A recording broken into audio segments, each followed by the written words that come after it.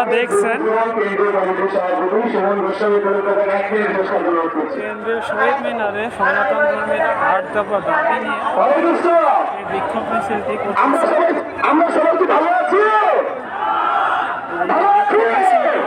ঘোষিত একটি আন্দোলন ছিল, আন্দোলনগুলিতে তারা বলেছিল যে 8 দফা দাবি নিয়ে তাদের পূজা থেকে শুরু করে সব তাদের দাবিটা আদায় করার জন্য তারা আন্দোলন চালিয়ে যাবে।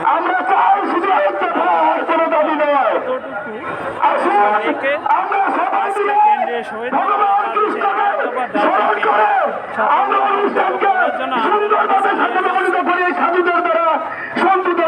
আগামী 11-13 থেকে তাদের পূজা শুরু হবে এবং তারপর তাদের 8 দফা দাবির আন্দোলনটি চালিয়ে যাবে বলে তারা জানিয়েছে।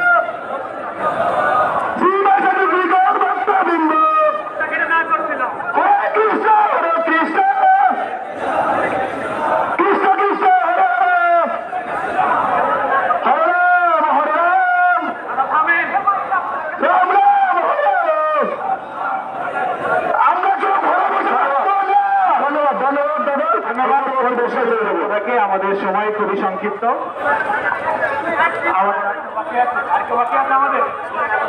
আচ্ছা আচ্ছা